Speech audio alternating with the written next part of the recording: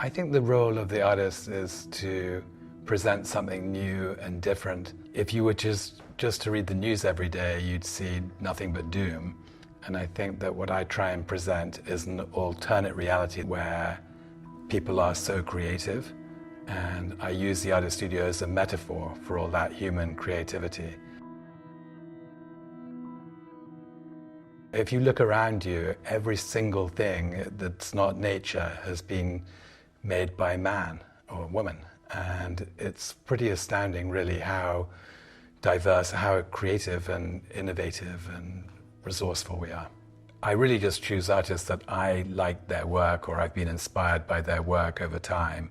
I'm constantly looking at art books and I know who my favorite artists are, who I've been inspired by, and I usually want to discover where that came from. It's very different looking at a painting or a sculpture in a museum and looking at a painting or a sculpture in the studio where it was created.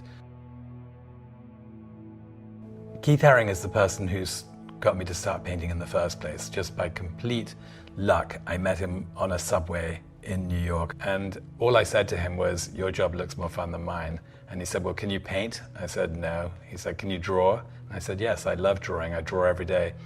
And he said, "Well, that's all I'm doing, so pick up some chalk and help me." He was convinced that I was an artist, and so he kept telling me, "You're an artist and you need to do a painting, because once you do a painting, one painting, you'll never stop." So that got me to start, and I made a painting, and he was right. I've made a painting every day since then, let's say I've painted every day. My paintings take a long time, but I've painted every day since then. This painting of Keith Haring's studio is exactly the time when I met him. And so those two green chairs for me symbolize our conversations together.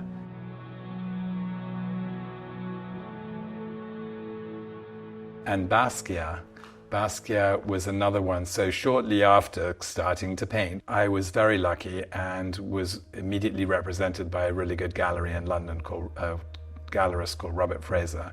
And he put me in a show with Jean-Michel.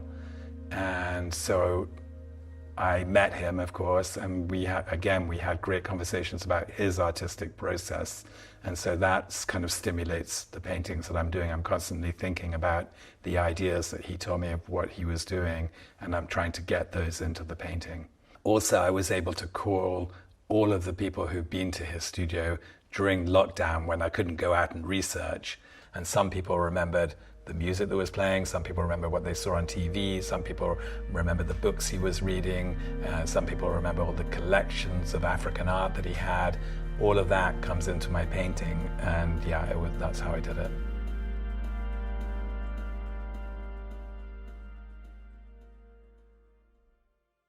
I didn't know really how to approach the studio, and I had made several little paintings of it beforehand.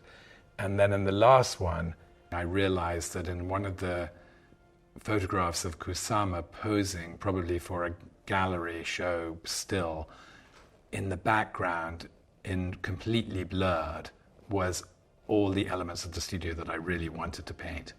And so I was able to just go to each of the different exhibitions that she had in the early 60s and look at the different artworks that were very blurred in the background and make a sort of maquette of the studio, and then suddenly, magically, it all just looked so extraordinary and different and unusual as a studio, and I'm very happy about it, and I can't wait for people to see it.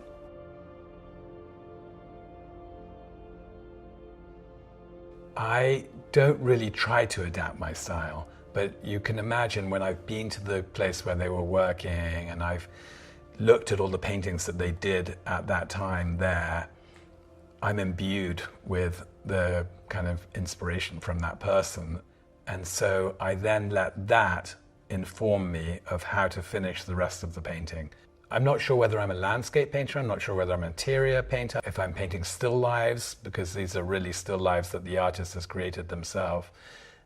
But I think at the end of the day, I'm painting a portrait of their thoughts process at a moment in time, capturing places that would otherwise be lost to history and bringing them to life and showing people what was going on there.